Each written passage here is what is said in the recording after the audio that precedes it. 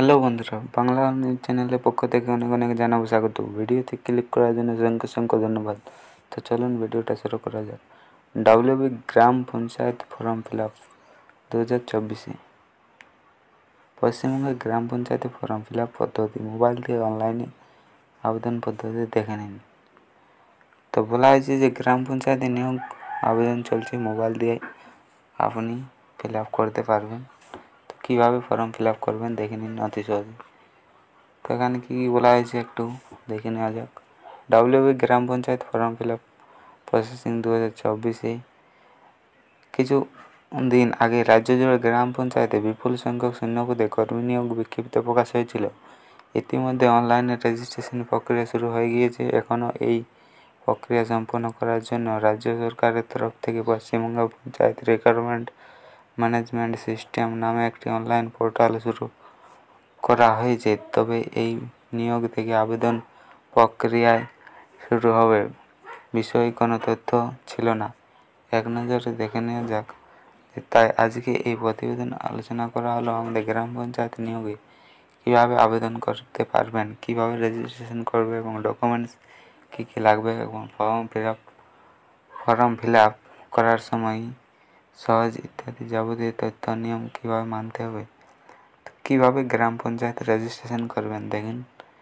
আবেদন করার আগে আপনাকে অবশ্যই পঞ্চায়েত ও গ্রামোন্নয়ন দপ্তর অফিসিয়াল ওয়েবসাইটে গিয়ে রেজিস্ট্রেশন করতে হবে এবং রেজিস্ট্রেশনের সময় আপনাকে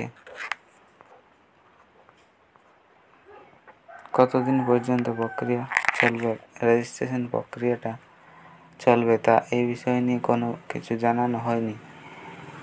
তবে এখানে বলা হয়েছে যে রেজিস্ট্রেশনের সময় আপনাকে আপনার নাম এবং জন্ম তারিখ, লিঙ্গ, মোবাইল নম্বর অথবা ইমেল আইডি, অ্যাকাউন্ট সহ তথ্য দিতে হবে। এরপরে নিজস্ব ইউজার আইডি বা পাসওয়ার্ড তৈরি করে নিতে হবে, যেটা পরবর্তী লগইন ক্ষেত্রে কাজে লাগবে। পঞ্চায়েত রেজিস্ট্রেশন প্রক্রিয়া last date. Panchayat registration last date হচ্ছে, এক্ষেত্রে জানিয়ে দিল যে রেজিস্ট্রেশন প্রক্রিয়া অনেক দিন আগে থেকে শুরু হয়ে গিয়েছে, কিন্তু রেজিস্ট্রেশন প্রক্রিয়া কতদিন পর্যন্ত চলবে এবং এই বিষয়ে এখনও পর্যন্ত কোনো কিছু জানানো হয়নি। প্রসঙ্গে উল্লেখ্য, আবেদন করার আগে অবশ্যই নিশ্চিত করুন যে আপনি নির্দিষ্ট পদের জন্য যোগ্য কিনা। প্রয়োজনীয় শিক্ষাগত যোগ্যতা এবং বয়সসীমা, অন্যান্য যোগ্যতা সমস্ত কিছু যাচাই করে আবেদন করুন। তো গ্রাম পঞ্চায়েতে নিয়োগের জন্য আবেদন কীভাবে করবেন।